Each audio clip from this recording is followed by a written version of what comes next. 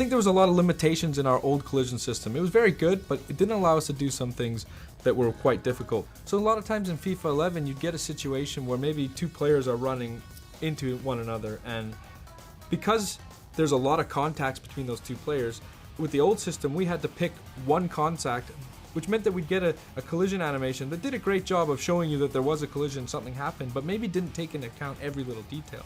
With this year's engine, what you see is when those two players come together, we're resolving for every single collision that happens, and we're really able to preserve the momentum a lot better in the interactions between players. This looks fantastic when you get into the replay camera and you see all of the limbs and the parts bending and contorting as you would expect them to, like you would see on real world TV. But it also translates into the telecam, where you really feel the difference of the game and you really feel that preservation of momentum.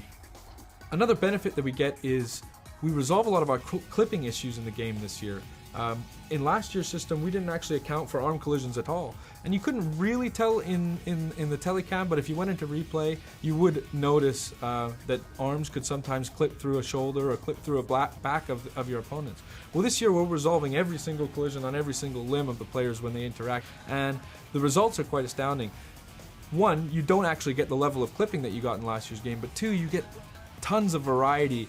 You don't get these robotic animations in jostling and shielding. You get more of a tussle between the players and a fight for possession that feels more realistic, feels like things that you might see on TV.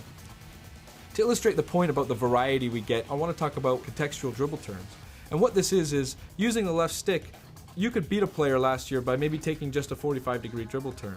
But sometimes when you would do that, maybe you'd knock the ball by him and that player would stick out a leg trying to tackle you or really be in the way of where you're trying to go after the ball has passed him. So when you add this year's engine on top of the contextual dribble turns, what you get is realistic behaviors, realistic things that you would see on television happening in the game.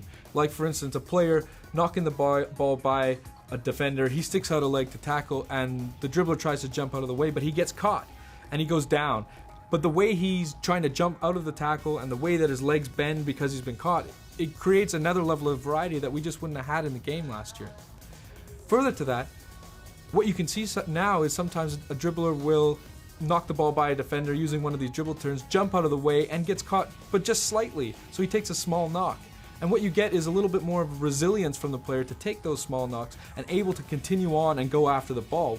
Now players like Messi can skip through those challenges, take a knock, bounce off of a tackle, and still continue on to really pursue the ball and continue the flow of the game. And it makes for a much more exciting experience, especially when you're on the ball with those good dribblers.